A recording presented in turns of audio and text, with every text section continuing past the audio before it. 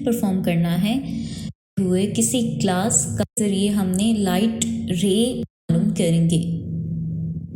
इस एक्सपेरिमेंट के लिए जो हमें ऑपरेटर्स चाहिए उनमें शामिल है ड्राइंग बोर्ड, कॉमन पिन्स और thumb pins, compass, prism, sharpener, scale, protractor और ड्राइंग पेपर शामिल हैं।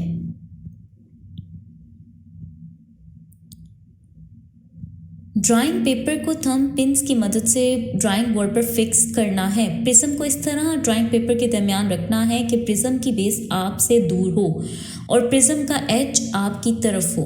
पेंसिल की मदद से हम इस प्रिज्म की बाउंड्री लाइन एहतियात से ड्रॉ करेंगे।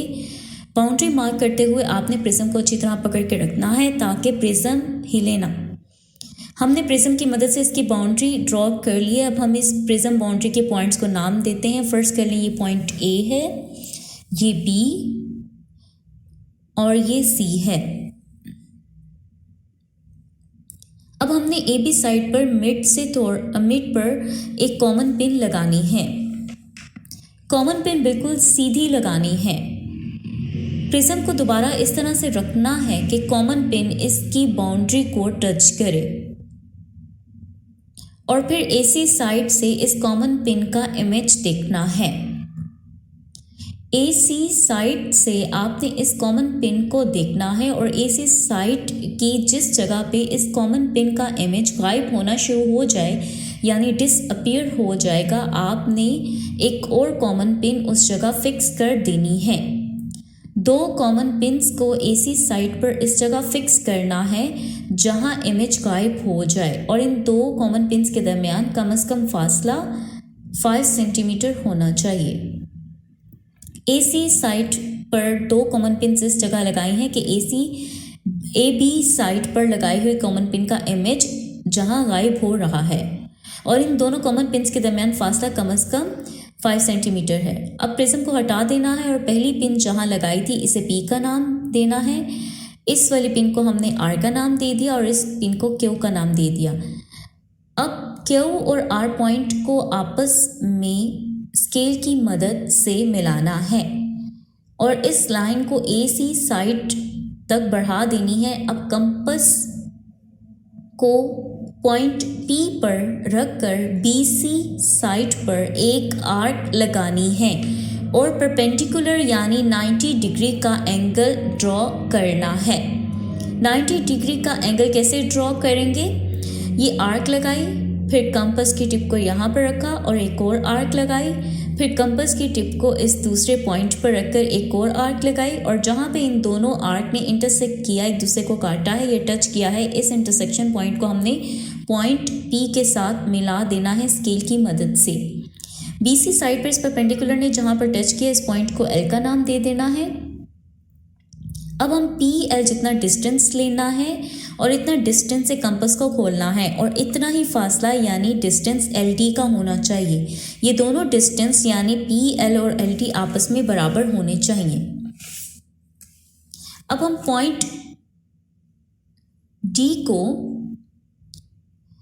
एसी सरफेस पर जो पॉइंट एस था इससे मिलाएंगे। हमने डी पॉइंट को एस पॉइंट के साथ मिलाया। डीएस लाइन ने बीसी लाइन को जिस पॉइंट पर कट किया इसको हम एम का नाम देंगे।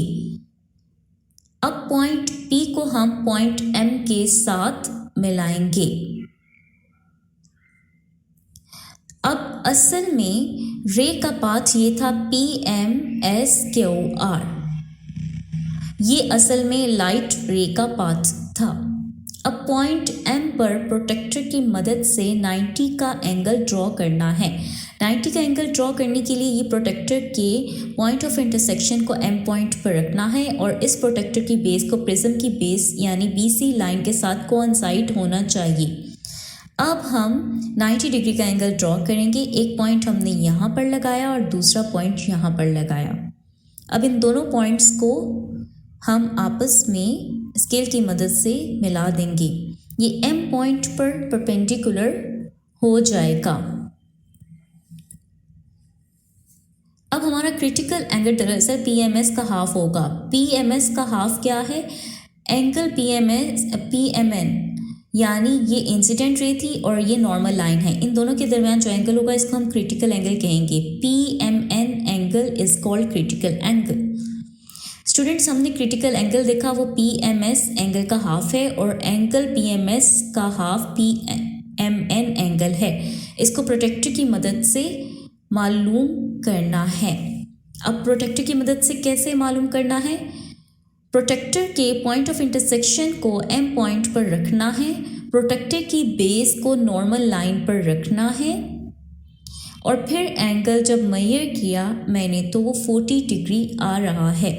क्रिटिकल एंगल की मदद से अगर हम रिफ्रैक्टिव इंडेक्स मालूम करना चाहते हैं तो इसके लिए फार्मूला इस्तेमाल होता है n is equal to 1/sin of angle of critical.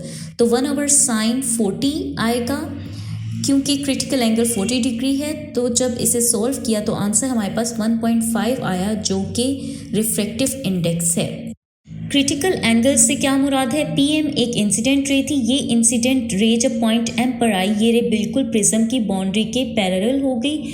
हमने इस पॉइंट एम पर जब नॉर्मल लाइन बनाई, ये नॉर्मल लाइन और ये रिफ्रैक्टेड रे थी। अब रिफ्रैक्टेड रे चूँकि बाउंड्री के बिल्कुल पैरेलल हो गई है तो इन दोनों के दरमियान जो एंगल बना वो 90 डिग्री का है। क्रिटिकल एंगल को हम डिफाइन ही इसी तरह से करते हैं कि angle of incidence whose angle of reflection is 90 degree is called critical angle, यानी वो वाला एंगल ऑफ इंसिडेंस जिसका एंगल ऑफ रिफ्लेक्शन 90 डिग्री हो इसको हम क्रिटिकल एंगल कहते हैं।